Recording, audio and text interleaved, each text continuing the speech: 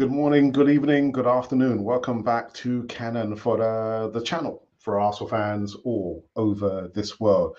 So it's going to be a short show, just reviewing, previewing the game. Just finished. RC Lens 2, Arsenal 1. Oh, what a game! What a game! Um, I don't know where to start. Do you know what I'm going to start with this?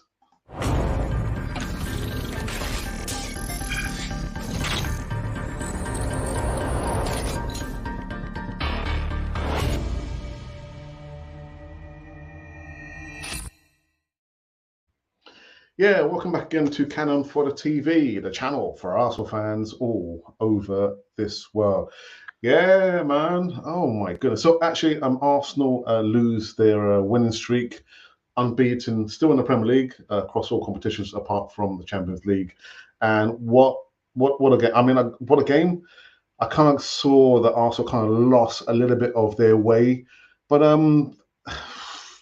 don't even know where to start. But there it is. There it is, laid in black and white and red and green and everything else there. Um, I kind of thought that our players looked a little bit tired towards the end. The annoying thing, I would say, is the injury to Bukayo Saka. Now, it's old news, old story for us to be saying that. Why is Mikel Arteta playing this play over and over and over again? The Bournemouth game was the game that he should have been subbed off. Now he's been carrying this injury, and you might say, yeah, but if he wasn't playing, then we wouldn't have scored the first goal. I understand that, but you would probably say hindsight is a wonderful thing. But I'm just kind of concerned now in regards to the management of Mikel Arteta in regards to Bukayo Saka, out injured again. So I don't have any news in regards to that. But it's what a test for Arsenal. What a test indeed. And anyone who kind of thought, I can probably see there's been a comment in the live chat, anyone who thought literally this was going to be a given, so wrong. So wrong in this one. But I don't know. Sometimes you have to admit that you were beaten by the better team. And Lens, to their credit, well drilled. I mean, equal measures, defending as well as attacking. I mean, I think was it Doku, the guy who was supposed to be marking Gabriel Jesus, scored the goal there. But I thought, apart from that, the goal that they scored from Thomason, the assist that the guy was falling back and he managed to kick the ball to Thomason. I saw people complaining and saying, whose fault was it? Was it David Raya's fault? Listen, you've just got to admit sometimes we're beaten by the better team. Lens, RC Lens, of course, they're in the clouds. They're beating a unbeaten team in Arsenal. But what a game! What a game! And we've got to go back to the drawing board and see what Mikel Arteta can do, because again, some of the substitutions, I don't want to go in and Kai Havertz. Fabio Vieira plays better when he's on the left-hand side. Why could he have not stuck him on the left-hand side when he came on for Bukayo Saka and give Reece Nelson a little run out on the right-hand side? But it's always been wiser after the event, isn't it? Yeah, but I thought the game was a really, really good game. Again, I thought Arsenal kind of lost their way, just a teeny weeny bit there. But I'm not sure what I can say. It's going to be a short show because I am tired. But 2-1 to Lens, man. And I think PSV drew against Sevilla. So I think we are in third place. I didn't even check actually because I thought let's get this one out of the way. I think there's been a couple of comments in the live chat, one of which is from Colin. Good evening, Colin. Hope you are well. If anyone thought that a game was a gimme, they just got a wake-up call. Well, Mikel Arteta, the players. I mean, you could see the players, Lens, just fighting for every single cause all over the pitch. Once they lost the ball, what happened? They got back in position, got into the low block, and it was for Arsenal to break them down. I mean, apart from Gabriel Jesus' goal, And I think it was Martin Odegaard from a corner that the goalkeeper saved, instant save there. They didn't have any other clear-cut chances. Emerson Rowe came on, Reece Nelson came on, Smith Rowe had a shot, long-range shot, but there literally was not much going on there, really. Got lots of homework to be done there. The problem is the selection was wrong. Mikel Arteta, why does he play Fabio Vieira in place of Emerson Rowe? Nelson is better than Vieira. Swings and roundabouts. Again, I just thought Fabio Vieira's best position is starting on the left-hand side.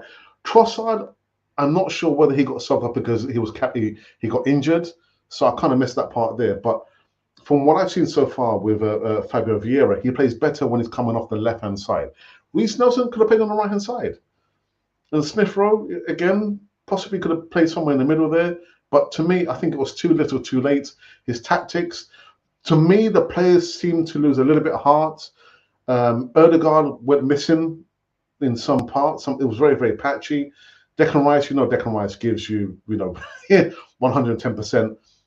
Gabby Magalhães made a couple of errors as well. Saliba, usually solid as usual there. But Eddie Nketiah came on. But this is why I say, and it's easy to critique, isn't it? Very, very easy to critique on this side of the fence. We do need an out-and-out striker. We need an out-and-out striker for these games there. When the opposite is difficult to break down, rather than having a little bit more of the sameness, I love Leonardo Trossard. I do. Fabio Vieira, I'm not so sure. We've got so many number 8s and number 6s, don't we? But we need an out-and-out striker who can go out there and just change things up. You might say, well, it's probably not Ivan Toney, but we need an out-and-out striker.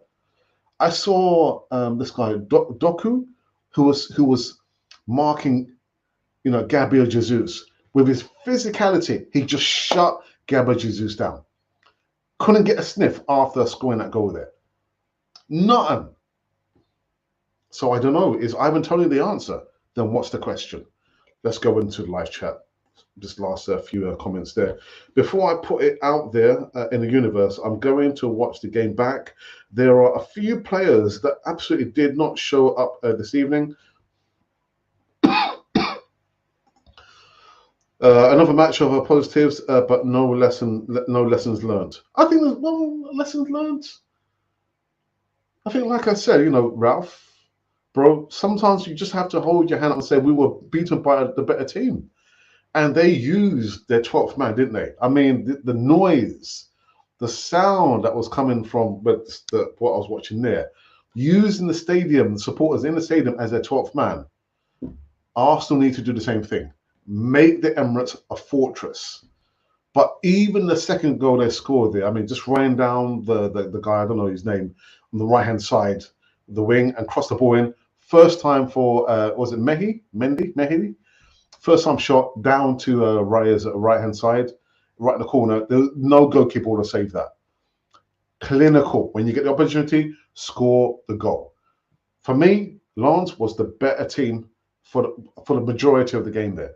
And you got to think, I don't even know the actual final stats there, but I think we end up with 65% of the possession. Possession is nothing unless you can do something with it. We go on. The goalkeeper was wrong today, says Pesci. Pesci, good evening, by the way. Today, midfielder, no one was piercing in the middle of the pitch. Well, I thought Declan Rice was doing his bit there. And there's only, I do wonder sometimes with Martin Odegaard, he just seems to disappear in games. It's not like you hear, Martin Odegaard is like doing some triangular passing, he's bringing the ball forward. I'm telling you, for some parts of the game, even I think in the ball game at the beginning, you just don't hear, he goes missing. And I thought now would have been the time to show the quality that you do have Martin Odegaard. Now would have been the time. But Lens were the better team overall. And as for the goalkeeper, oh my goodness. I mean, that instinctive save, was it instinctive? It was instinctive. I mean, I can't say that was a turning point. Maybe Odegaard, was it Odegaard? I think he should have scored. Either side of the goalkeeper. We wouldn't probably be moaning. Well, we moaning. I'm not moaning. I'm just saying literally, you've got to say it sometimes. You're beaten by the better team. Right. Every time Lons got into our area, they looked like scoring. They did. I kept hearing from many Arsenal fans about how we could smack Lons with a fully rotated squad. That is the only lesson I'm glad is issued. This is no gimme in Champions League. I'm not sure what happened to Galatasaray. I think they beat Manure, but Arteta has to go back to the drawing board and just figure out what's he going to do with Bukayo Saka. I'm not going to hit this on Bukayo Saka's shoulders because I even question should he have started? Should he have started? You want to play your strongest 11, but you can see certain players are probably carrying injuries. Again, I need to do some homework on Leon Trossard because he was substituted. I'm not sure whether it was tactical or if he's carrying an injury because he came back from an injury, didn't he? Mikel Arteta might say it was tactical. Silly. Oh yeah, it was Tomiyasu. Yeah. And Tomiyasu has not scored still for Arsenal. Yeah, good save, instinctive save. Ajax said, atmosphere is almost on the same level as Liverpool and Newcastle. You have to learn to absorb that and play through. Declan was good. Odegaard was good in patches. Smith Rowe, another shot. Yeah, more hit it more. And when they showed the replay, you could just see like he just lacked the usual panache. Confidence. They say confidence always wins, innit? Not Odegaard, Tomiyasu. Yeah, thank you for that. This is a wake-up call for Sunday's match. I think Saka won't be fit for Sun. The thing is, he wasn't even fit for this game, Ralph. He wasn't even fit for this game. So being fit under this regime ain't got nothing to do with it. Because if that was the case, Saka would have been given some time to recover from this so-called Achilles issue that he's had since the end of last season. So being fit or not has got nothing to do with it. I mean, yeah, Mikel Arteta will play him, whether he's fit or not. Right. I think we might have finished on this one. I did say it's going to be a short one, but boy, oh boy. That goal from Thomason, and yeah, you might say, yeah, but Raya was at 40. Why was he so far out? But the striker still had to score the goal. The second goal was just as clinical. And Arsenal just got shut down, man. Well-drilled long side. Once they lost possession, they moved back in position. Get in, as we would say, Ralph, get goal side. They got goal side once they lost possession of the ball. I mean, you want players like that, don't you? And they did say, actually, the back three or back four for Lens have been together for quite a few years. So the understanding there and fighting for the badge, fighting for the manager who's been there since 2020, I mean, that's a good cocktail, isn't it? Yeah, goodness. Niggling Achilles for almost a year. That's on Mikel Arteta, obviously. And, you know, Saka will probably say, no, I'll be all right. Gaff, I'll play. But not to, you know, compounding an injury. We're going to make sure we protect these players. And do you know what? How many times I've said that? Protect the players? Hundreds of times. So it's time to give Bukayo Saka a rest. Come Man City's game or not, give him a rest. Very disciplined side, and the back three, and yeah, it was a back three. I knew what to do and defended very, very well. I mean, like just how the guy, I think, was it Samba? No, I think Samba is the goalkeeper, Doku. How he just shut down Gabriel Jesus. I mean, Gabby just tried to, use his physicality, but against Doku, just wasn't happening, man. It just was not happening. Goodness. All right. Just see what the folks are saying over here. Let me just double check here. Just run for a few more minutes and then we are finished. We are finished. Right, who sent me a message here? All right, okay, that's nothing to do with the game, and that's nothing to do with the game either. So, one thing I did not do was to talk about the starting 11. So, will I have time? Yes, I can do this very, very quickly. I'm just thinking, were there any surprises? Well, apart from me asking a question about whether Bukayo Saka should have started or not. I mean, for me, that was, reprehensible. Why is he not given some time? Right, so here we go. Here is, whoops.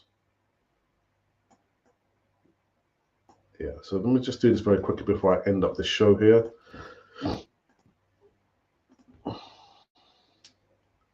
Okay, and it's Lawns, oops, Lawns. There we go, there we go, there we go. Right, let me put this up on the screen. So this was the starting 11. And guys, let me know what you think about the starting 11 before I, finish this show. Here it is. So here's the starting 11. Raya, Tomiyasu, Saliba, Gabriel, Zinchenko, Rice, Odegaard, Havertz, Saka, Trossard, and Jesus. Tomiyasu, well, I was thinking, what happened to Ben White? I know he came on in the second half, but why not? Isn't Ben White is he not a starter in the first team? Probably could ask that question. It's really as you were, isn't it? Although we know Martinelli, Trossard came in there, couldn't really get into the game. I know he had a shot which was kind of blocked by the defender and the goalkeeper claimed the ball. But the thing is, into the lead up to that patches of play, I thought there was an opportunity. Well, not to say opportunity, but he could have gone down. I thought, you know what? The honesty, Trossard. But yeah, looking at that 11 there, it's a strong 11. It's a strong enough 11. But when you come up against a team not like PSV who plays expansive football and leaves spaces all over the pitch in order for you to pass through the lines or do little triangles, Lars, I'm sure they must have watched that game. The coach must have, I think is what's his name? I can't remember his name now. He must have showed the video to the players how PSV played against Arsenal and how they must not make the same mistake by playing expansive football. We attack in blocks, we defend in blocks. I will probably say it's a 4-4-2, but Ralph says it was a back three. But so well drilled. And I don't know whether this is going to be the blueprint when we play against Sevilla. But that's the 11 anyway. That's the 11. All right, a couple more comments and then we are finished on this one. Protect the Young was our usual call in 2017 and counting. Nobody's listening, bro. Please, Alex, Havertz is so slow. It seems gonna be another floppy from Chelsea rejects as usual.